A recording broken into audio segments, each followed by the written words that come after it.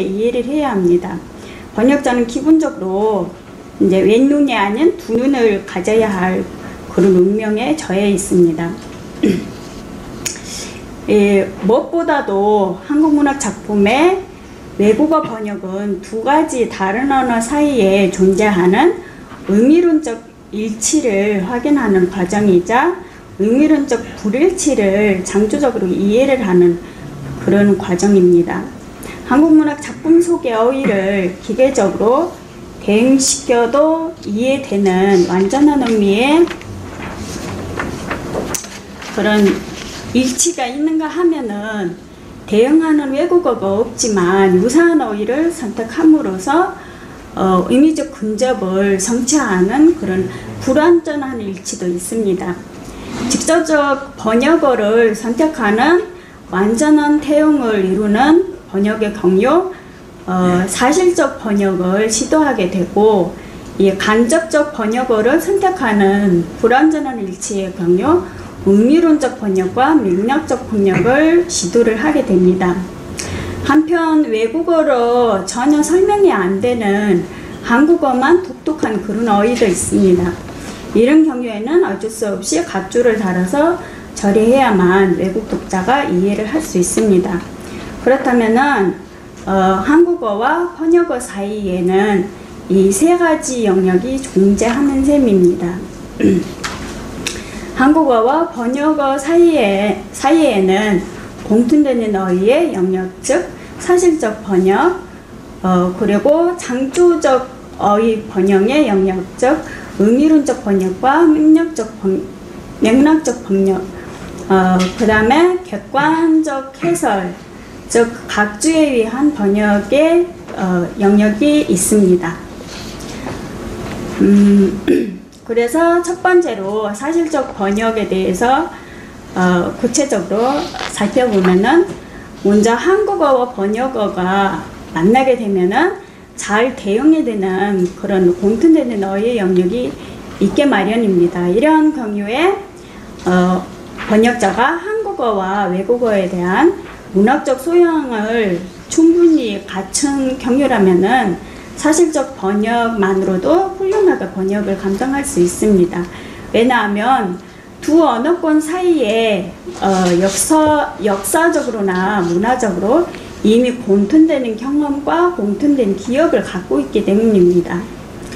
원작과 번역어 사이에 대용어가 많아서 사실적 번역이 이루어질수록 번역 작품의 이해도가 증가합니다. 따라서 번역자가 번역 작품을 선택을 할 때 사실적 번역의 가능성이 어느 정도인지를 반드시 점검해 봐야 합니다. 원작의 주제가 번역어 문화권에서 충분히 소화할 수 있을 정도로 충분한 어휘가 확보되어 있다면 번역자는 매우 유리한 출발선에 서 있다고 볼 수 있습니다. 대응되는 사실적 번역어가 많을수록 원작자가 설정한 한국 사회의 현실과 번역 국가의 사회적 현실 사이에 동질성이 많으므로 독자가 원작의 모토피에 쉽게 집중을 할 수 있습니다. 만약 반대로 사실적 번역어가 불충분하다면 독자의 동참을 유발하기는 매우 어려워집니다. 예를 들면은 한자로 되는 고전 중년전을 몽골어로 옮길 경우 사실적 대응어의 수는 희소해질 것이고, 그에 따라서 몽골 독자의 감수성을 유발하기 매우 어려워집니다. 가령 한국 전쟁을 소재로 하는 문학 작품을 독일어로 번역을 할 경우에도 마찬가지로 군대의 정전 경험을 가진 독일인에게는 관련 어휘들이 풍부하기 때문에 사실적 번역을 할 수 있을 것입니다.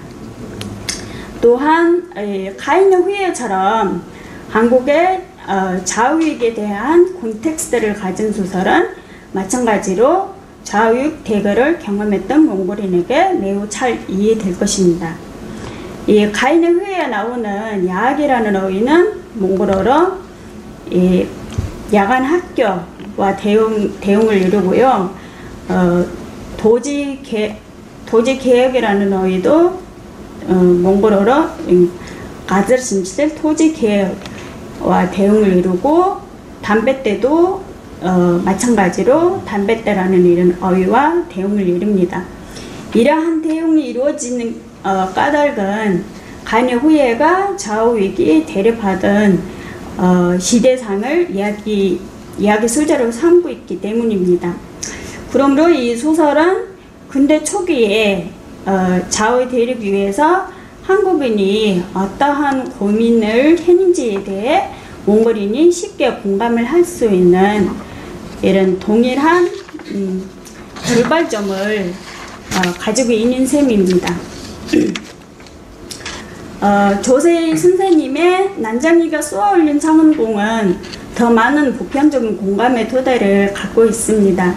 이 작품은 문화를 초월하는 보편성을 이야기 소재로 삼고 있습니다. 그래서 이 작품에 나오는 빈번한 어휘들은 대부분 몽골어에서도 일상어를 대응시켜 사실적 번역을 할 수 있습니다. 이 작품에 나오는 난쟁이는 몽골어로 어떼홍이라는 난쟁이라는 의미를 갖고 있고요. 작은 공은 작은 공으로, 갈랄은 갈랄로, 고추는 고추로, 안잠뱅이는 안잠뱅이로 우리가 번역함으로써 직접적 대응을 이룰 수 있습니다. 이와 같이 이 작품은 등장인물이나 상징적 어휘들이 세계 어느 나라의 언어권으로 번역되더라도 쉽게 공감할 수 있는 보편적 지평에서 쓰여졌습니다. 위에서 살펴본 것처럼 사실적 대응어가 많을수록 번역자에게 유리하지만 그렇다고 완전한 사실적 대응어가 마련된 한국 문학 작품을 찾는데 집착을 하는 것은 한국 사회의 특수성을 풍부하게 함축하고 있는 한국 문학 작품을 소외시키는 부정적인 결과를 가지고 오기도 합니다. 만약 번역자가 사실적 대응어가 많은 작품만을 찾게 된다면 한국 문학의 특수성을 그만큼 소개하지 못하게 될 것이고 그 결과 한국인의 독서한 삶의 현대들에 관해 한국의 고유한 도서거들로 쓰여져 있는 작품은 늘 번역 대상에서 제외될 것입니다.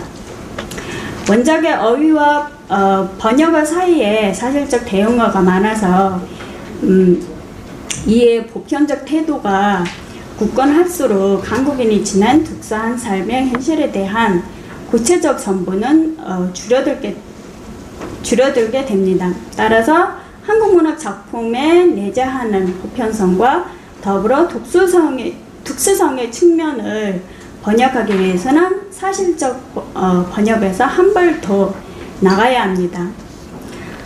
그 다음으로 장주적 어휘 번역에 위한 번역인데요. 언어권에 따라 역사적 문화적 경험의 불일치가 존재함으로써 반드시 두 언어 사이에 어휘적 불일치가 있게 마련입니다.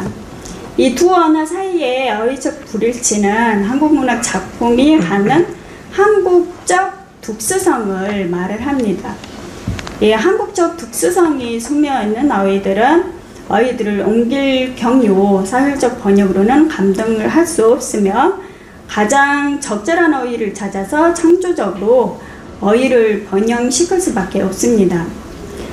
한국 문학 작품에 있는 어휘들을 옮길 수 있는 사실적 대응어가 존재하지 않으므로 어휘가 적절하게 변형되어야 합니다. 이러한 어휘 변형에 의한 번역의 경우 번역자의 문학적 어휘 구사력이 어떻게 발휘되느냐가 좋은 번역의 토대가 됩니다. 번역자가 원작의 특수한 어휘의 의미를 충분히 이해하고서 외국인이 그러한 의미에 최대한 근접할 수 있는 번역어를 찾아낼 수 있어야 합니다. 그렇다면 직접적이고 사실적인 대응어가 없는 경우에 어떻게 최대 공사치에 해당하는 번역어를 찾을 수 있을까? 저 경험에 비춰보면은 그에 대한 두 가지 대안을 제시할 수 있습니다. 하나는 이 유사한 번역어휘를 선택하는 것이고, 그리고 다른 하나는 유추 가능한 번역어휘를 선택하는 것입니다. 유사한 어휘를 선택하는 것은 의미론적 번역이라고 부를 수 있습니다. 왜냐하면 내용을 전달할 수 있는 유사한 의미를 가진 어휘를 선택하기 때문입니다. 그리고 유추 가능한 어휘를 선택하는 번역은 맥락적 번역이라고 부를 수 있습니다. 왜냐하면 원작의 의미를 전달할 수 있는 맥락적 어휘들을 새롭게 구성하기 때문입니다. 번역자의 역량에 의해서 뒷받침되는 의미론적 번역과 맥락적 번역이 사실적 번역의 부족한 부분을 극복하게 합니다. 비록 다른 문화권이라고 할지라도 대부분 유사한 삶의 형식을 가지고 있기 때문에 유사한 어휘들을 찾을 수 있을 것입니다. 또한 사람에게 기본적인 추리 능력이 있으므로 유추 가능한 번역어휘에 의해 독자들이 충분히 이해할 수 있는 번역이 가능합니다. 먼저 의미론적 번역의 사례를 보자면은 가인의 후예에 나오는 안채를 집으로 번역을 했고요. 자리 속으로를 이부자리 속으로 번역을 할 수 있습니다. 또한 난장이가 쏘아올린 작은 공에 나오는 기계도시를 공장도시로, 매간장을 간장으로 번역을 할 수 있습니다. 또한 바다가 없는 몽골인들에게 새우젓이라는 어휘에 해당하는 직접적 번역어를 찾을 수 없습니다. 그를 경유해 소금에 절인 새우라고 번역을 할 수밖에 없습니다. 이러한 의미론적 번역이 가능한 이유는 비록 두 문화권이 서로 다를지라도 이미 유사적 어휘에 도대가 있을 때 그러한 유사적 어휘들을 활용을 할 수 있기 때문입니다. 번역자가 두 문화권 간의 차이 속에 내재하는 유사성에 대해 충분한 고양을 습득하고 있다면 의미론적 번역을 훨씬 성공적으로 수행을 할 수 있습니다. 다음으로 맥락적 번역의 사례를 보겠습니다. 가인의 후예에 나오는 바깥채를 창고, 바깥창고로 가마니를 직포대로 번역을 할 수 있습니다. 또한 한국은 농경문화가 형성되는 나라지만 몽골은 유목문화가 형성됐습니다. 한국어에는 농경문화와 관련되는 어휘가 풍부합니다. 예를 들면 한국에서는 논과 밭이라는 어휘를 구분을 해서 사용을 합니다. 한국어의 논은 물을 대어 주로 벼를 심어 가꾸는 땅이고, 밭은 물을 대지 아니하거나 필요하는 때만 물을 떼서 야채나 곡류를 심어서 농사를 짓는 땅입니다. 비록 몽골에서 쌀 농사를 하지 않지만 밀 농사에 대한 인지도가 높으므로 밀 농지를 부를 때의 농지라는 어휘를 사용을 해서 쌀을 심는 농지나 아니면은 쌀농지라는 어휘로 번역을 할 수 있습니다. 마찬가지로 난장이가 쏘아올린 작은 공에서도 아공을 난로로, 조각마루를 현관으로, 숭늉을 쌀농류로 번역을 할 수 있습니다. 이와 같이 맥락적 번역은 분접한 맥락의 어휘들을 적절하게 제공함으로 독자가 원작의 의미에 최대한 다가설 수 있도록 돕는 것을 가리킵니다. 위에서 언급한 창조적으로 어휘를 번역시키는 의미론적 번역과 맥락적 번역은 번역자의 역량이 요구됩니다. 이러한 번역의 경우 번역자가 언어적 유사성과 유축인 가능성에 대한 폭넓은 이해가 선택되어야 합니다. 만약 번역자가 충분히 양쪽 어휘에 대한 소양을 갖췄다고 한다면은 의미론적 번역과 맥락적 번역은 한국문학 작품의 특수성들을 매우 잘 전달할 수 있을 것입니다. 번역에